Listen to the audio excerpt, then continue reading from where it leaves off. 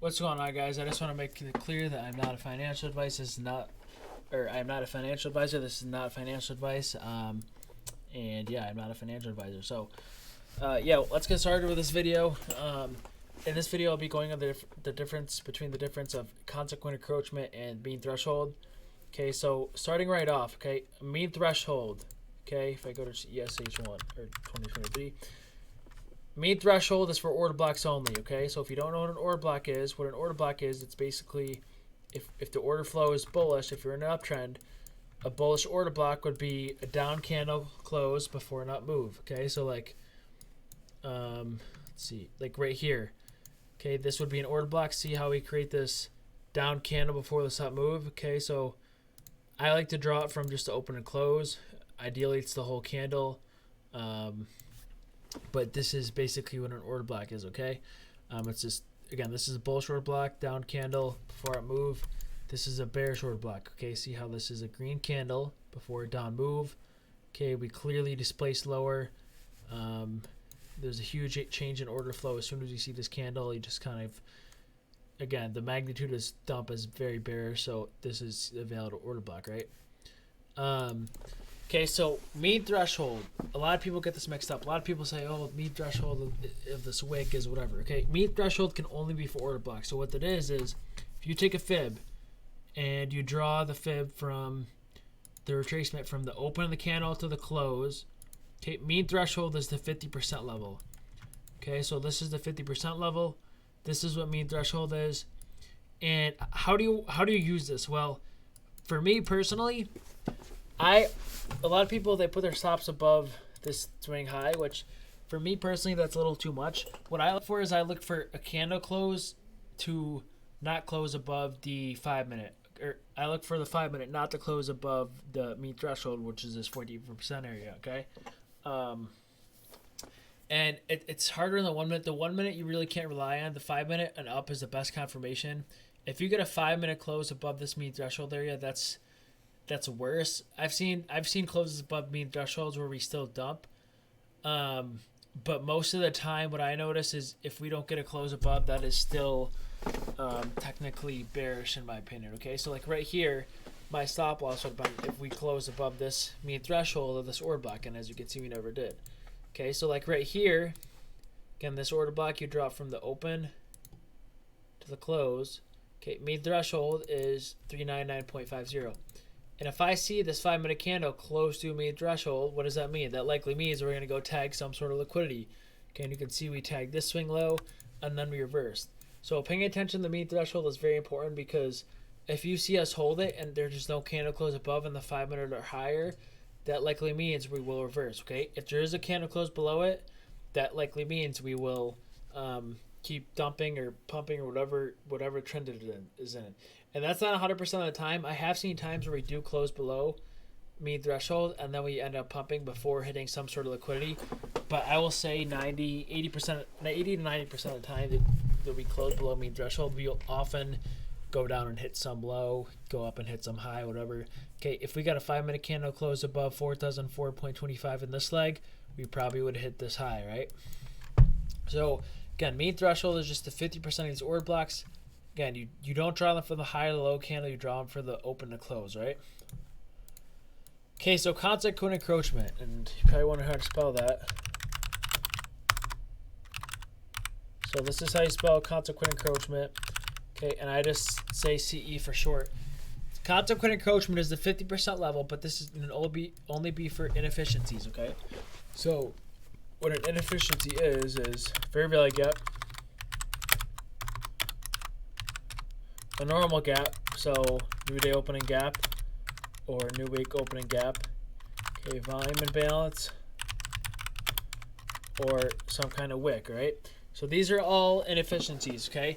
You can only get consequent encroachment with these, okay? You cannot, there's no mean threshold to these, it's just called consequent encroachment, okay? Same with the other way around. You can't get consequent encroachment in order block because that's not an inefficiency, right? So an inefficiency is one of those four things. So how do you draw consequent encroachment? So it's the same thing with the order block, okay? So if I see this is a fair value gap, right? I see this is a fair value gap, okay? I have been backtesting where you can draw it from the fair value gap itself and not the whole candle. Okay, and this would be CE. But ideally, you want to draw it from the open to the close of the fair value gap. Okay, so the candle that the fair value gap's traded on, I draw from the open to the close. And what does this tell me? Well, this tells me this. First of all, this is an entry. Okay, so let's say you don't want to enter as soon as you get into this fair value gap, because I do agree. Like, if you entered here, okay, your risk would be much more. See, if you entered right when you enter the fair value gap, see how your risk would be much more, versus if you waited for CE a little bit, your risk reward goes up almost 1. Okay, so, but that also means you might not get it as much. So CE can be of an inefficiency, which is counts as an inefficiency. Okay, fair value gap is an inefficiency in price, and what you ideally want to see is you do not want to see a candle close above it if you're bearish. Okay, any candle close above, I totally get, yes, your stop is still going to be up here, wherever it is. But ideally, you do not want to see a candle close above. And what I do is if I usually see that, I usually just get out because I don't want to risk it. So, again, you want to see when you draw the CE, okay, inside a fair value gap, you want to see price not close above this. And this works best for the 5 minute. Okay, if you do it in the 1 minute, okay, if I just go to the 1 minute and draw this fair value gap. Okay, so CE, this fair value gap for you from the open to the close. You can see we do go above it, and we do close above it with 1 candle. Again, the 5 minute is probably the best confirmation time frame, so wait for the 5 minute instead. But again, if you are in the 1 minute, you can just use this as an entry, have like a 4-point stop or whatever. But yeah, this is how you use CE on a fair value gap. Okay, so if I go to like the new day opening gap, okay, again, CE would be the open or the close of the previous day to the open of the new day. So let me see if we can find it. So the 24th, I think it was, yeah, it was right here. Okay, so this is Sunday night opening. Okay, you can see price closes at this 3974 level, so it'd be from there, okay, to the opening, which is up here. Okay, so this would be the gap. Let me just draw a rectangle. You know, if you didn't catch that, how to draw these gaps is you draw them from the close of the 1655 candle, okay, on the 5 minute, which I should probably say. So this is the close on the 5 minute, okay, to the open of the 5 minute. So this whole thing is the gap, okay.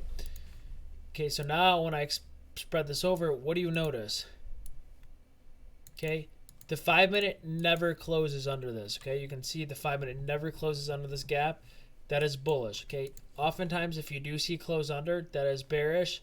Okay, and what I look for is I don't short automatically, but if I see close under, I look for more downside, and then I look for this to be used as resistance.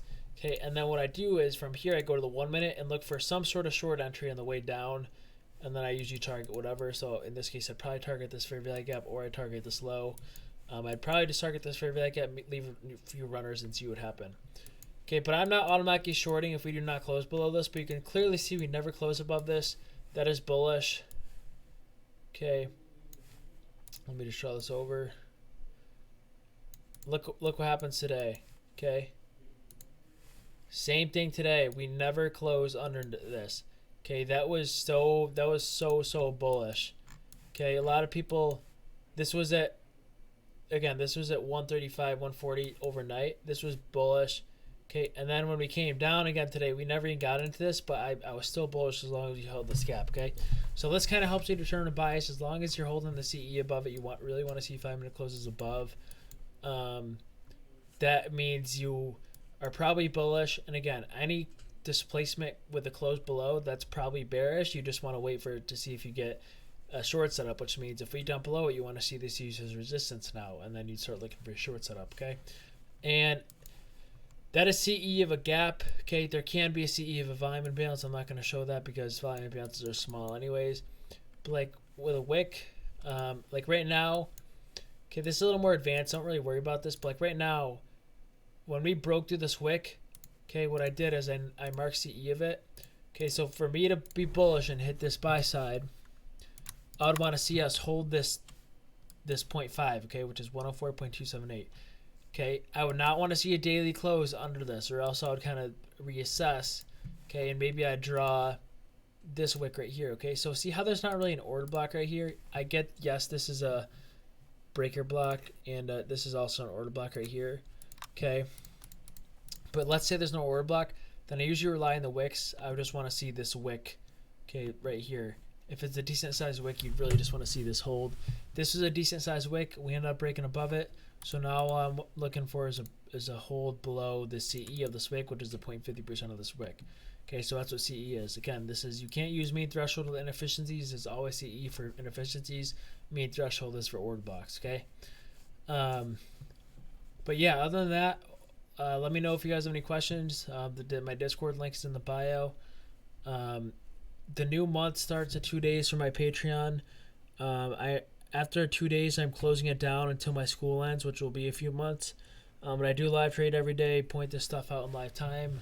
So again, alerts will not save you. I haven't been alerting that much, but I've been kind of pointing where price is going all day. This like channel called Index Commentary.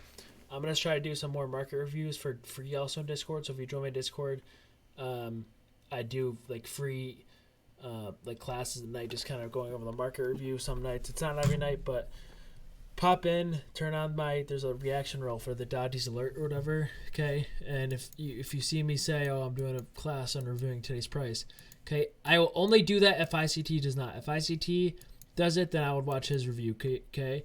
But I've learned a lot from him so far, so I don't really watch too many of his videos anymore because like I don't watch his live streams as much because he's just going to mess up my bias because I know enough to kind of determine my own bias. But yeah, so again, hope you guys enjoyed this video. Let me know if you learned anything. Other than that, I will see you guys later. Peace out.